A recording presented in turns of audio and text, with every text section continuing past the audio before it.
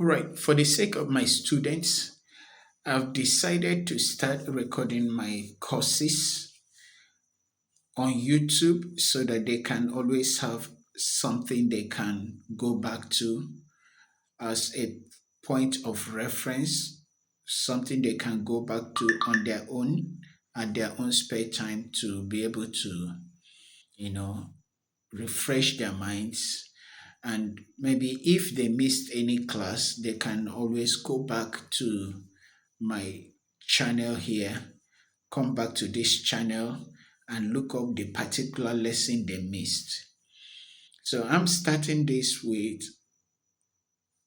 MCM 218, speech communication, introduction to speech communication. So I'm starting this series of lectures on the course speech communication. And I'm going to take it, each video is going to deal with a lesson.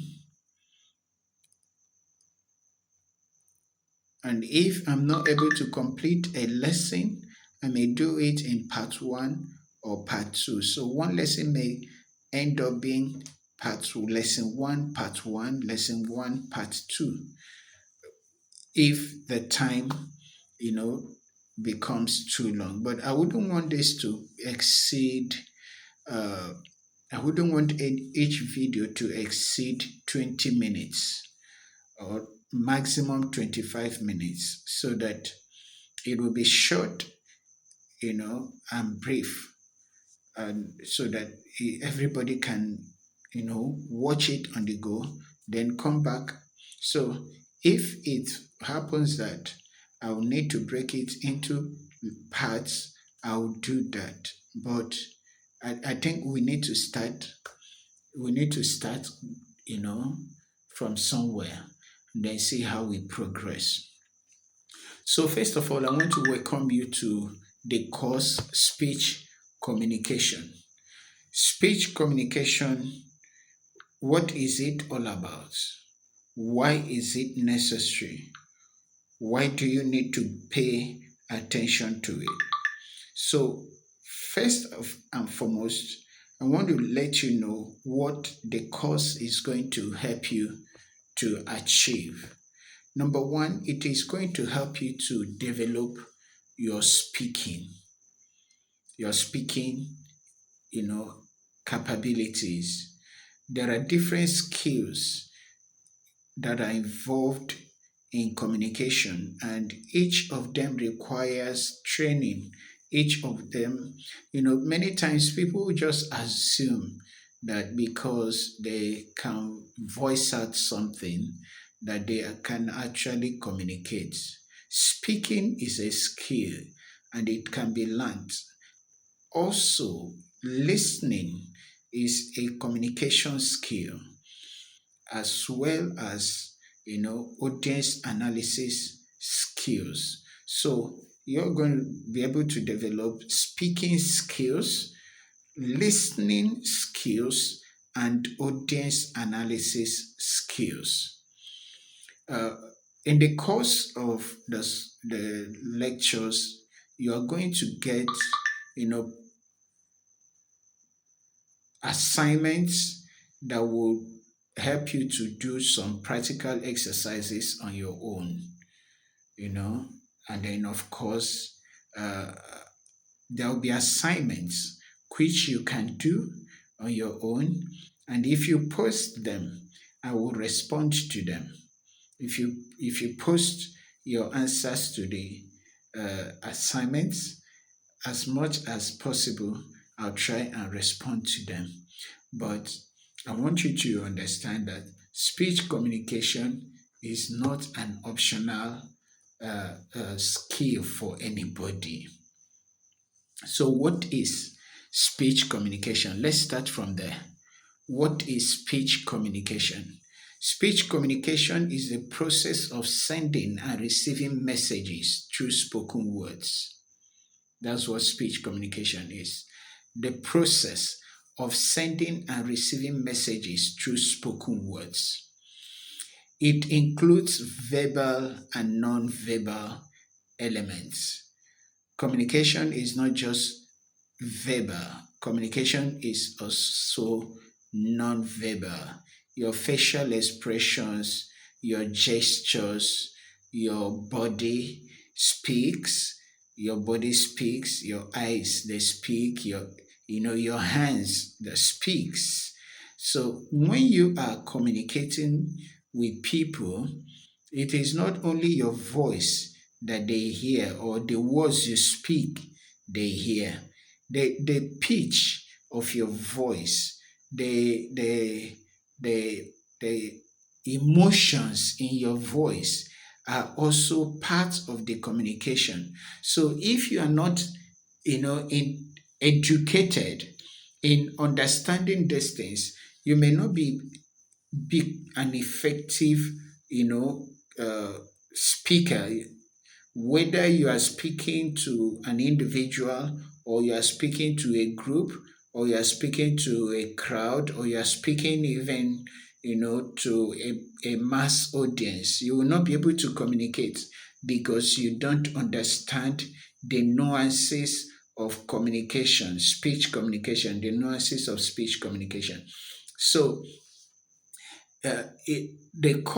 this particular course focuses on effectiveness, clarity, and audience engagement. That is what this course is all about. How you can be effective in speaking and how you can speak with clarity and as well as engage your audience when you are speaking.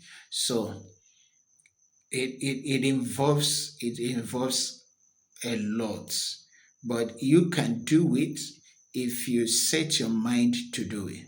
You can improve in your effectiveness. It is very wrong for you to say one thing and then people will get a different meaning, from what you've said.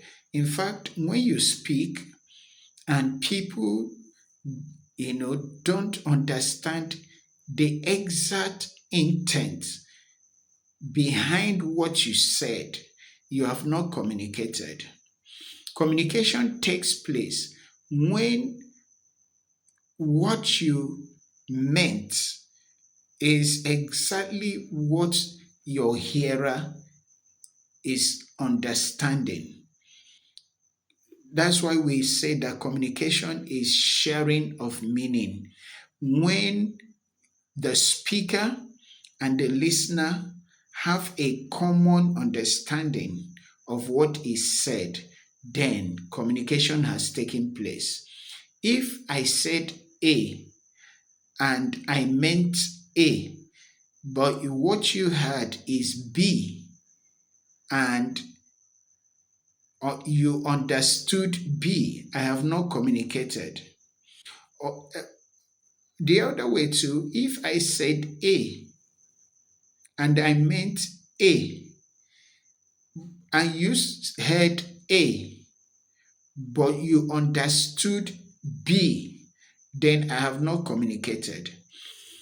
For me to have communicated, it means that I said A, I meant A, you heard A, and you understood A.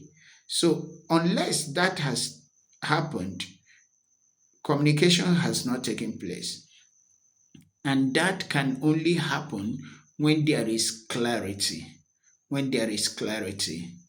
When there is engagement. When the audience is adequately, intelligently engaged, then sharing of meaning can take place smoothly. Now, speech communication involves different levels of communication. Intrapersonal communication, that is, communication between you and one other person, communication between two people, that is interpersonal communication. It, of course, it goes from there to group communication. Group communication is communication that exists where there are three, two, three, four, or more people. But it's just a small group, usually not more than 10, not more than 15, like you can have in committees, like you can have in board meetings, and all those kind of settings where the number of people, they are few, but they are meeting to have uh, defined agenda discussed and all of that. That is a group communication. Public communication is like when I am standing before 500 students or 300 students or 200 students, and I'm giving them a lecture. When you are standing before a crowd of 300 people, 400 people, and all of that, and you are speaking to them, you want to pass across information to them. That is public communication. You can also have uh, speech communication, also takes place in organizational context. It takes place also in organizational context. Like I said, board meetings, staff meetings, and things like that. So it is important that you know how to speak in any of these situations or in any of these contexts. Why is speech communication important? Let's discuss that. Why is speech communication important? First of all, speech communication enhances personal and professional relationships, and relationships matter a lot. No matter where you are, if you cannot, build relationships, nurture relationships, and you know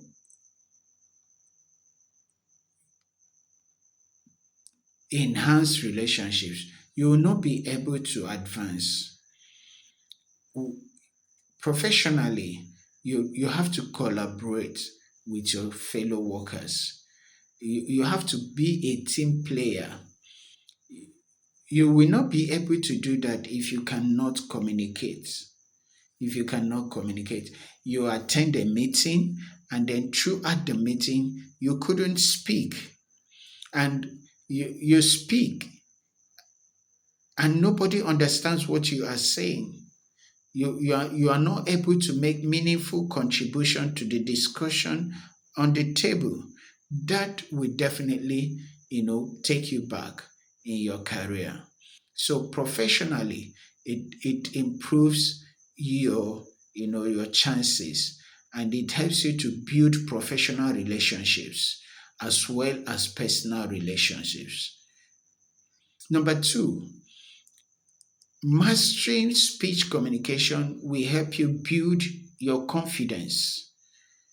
You will be confident when you speak because you understand the principles, the nuances of speech communication, and you can apply them in any setting you find yourself. And that will make you, to have more and more confidence that when you speak, people listen. Also, it helps you to develop leadership capacity. In fact, nobody can lead without ability to communicate. Nobody can lead. All leaders are good speech communicators. All good leaders are able to speak, cast vision clearly, and people can buy into those visions. All right. Now, speech communication is key to political, academic, and religious discourse.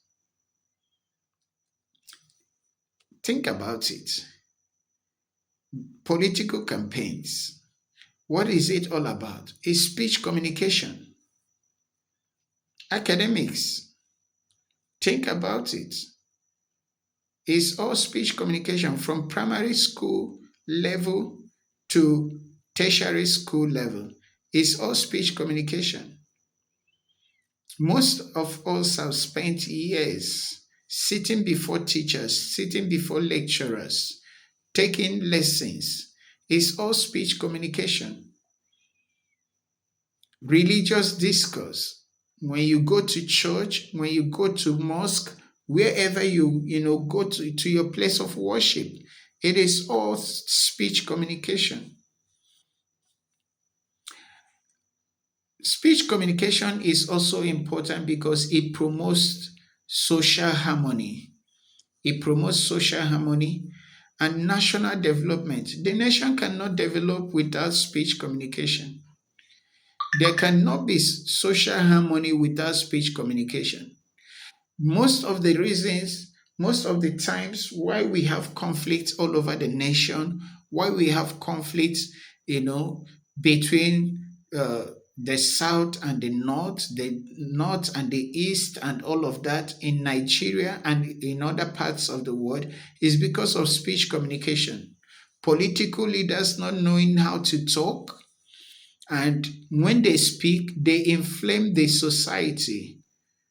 When they speak, they ignite negative energies, negative passions, instead of motivating people and speaking and inspiring people to build and collaborate and relate. They end up speaking in ways that actually divide. But speech communication can actually heal. Speech communication can bring unity.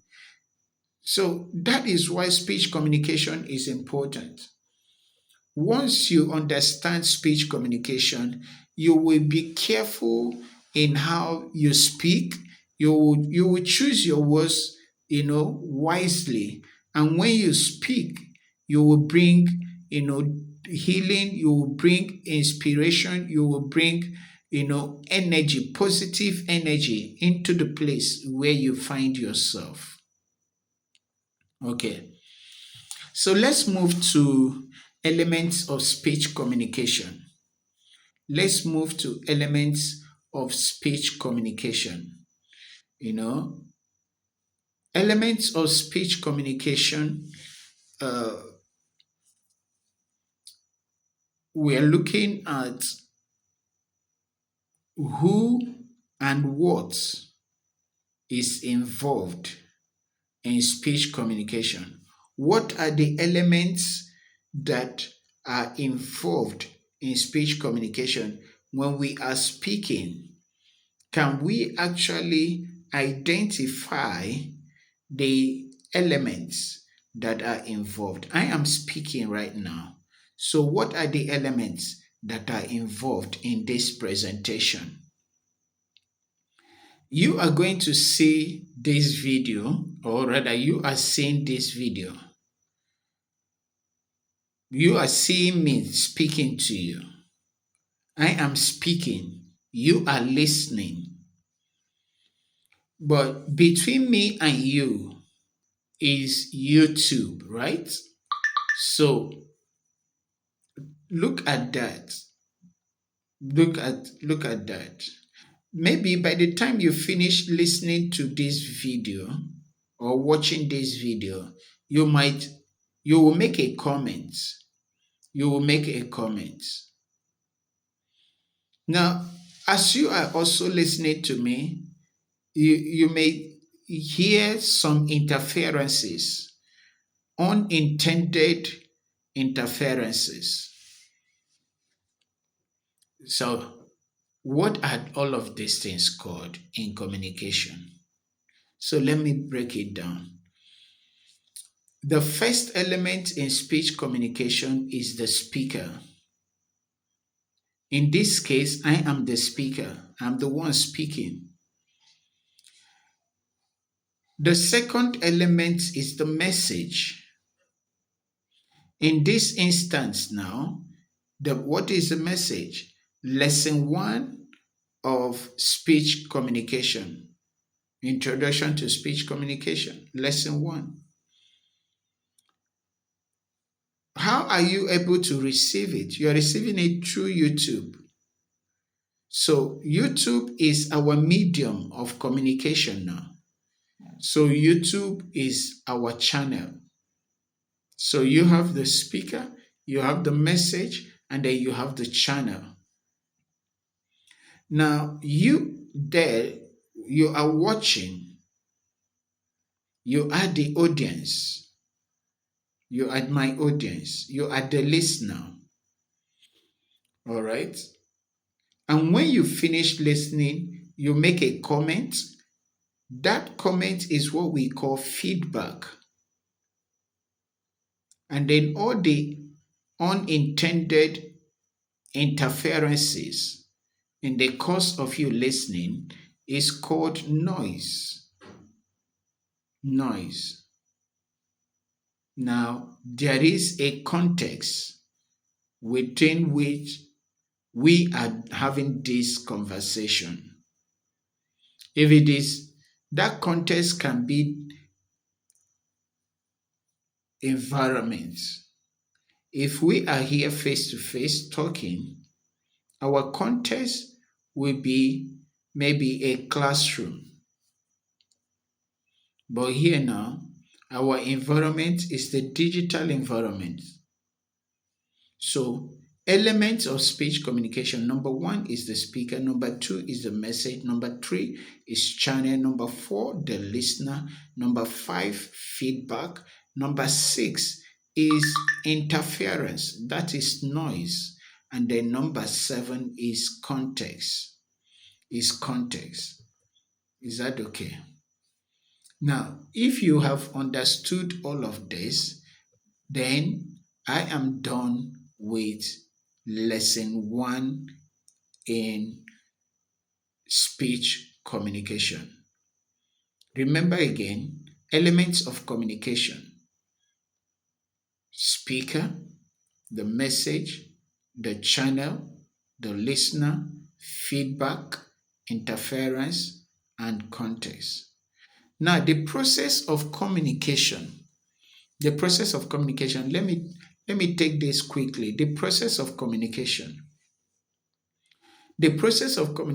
every communication starts with a stimulus, that is an idea, a stimulus. All right. Now, when there is a stimulus,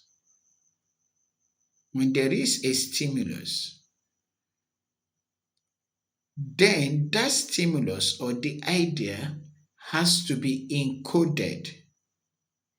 That idea has to be encoded. The message, all right? So there is the stimulus which gives birth to the message. Now the message is encoded. The coded message is transmitted. The transmitted message is received, and the received message is decoded. The decoded message is responded to. So when you look at that, you see stimulus, encoding, transmission, reception, decoding, and response, which is feedback. That is the process of communication. All right. So I want you to, distinguish between the elements of communication and the process of communication. The process is how communication takes place. The elements are the, individuals or technologies that are involved in the communication process. Now, the elements play there are different roles in the process. For example, the stimulus takes place in the speaker. All right. The speaker is the one who encodes the message. He is the one who receives the stimulus. Then the transmission takes place in the channel, and the reception takes place in the listener. And the listener is also the decoder and the one who responds.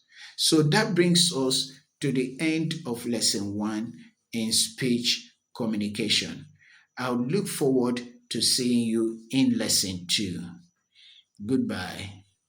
But before you leave, do subscribe. Make sure that you like, make sure that you subscribe so that other students can see this video and come and also listen to it.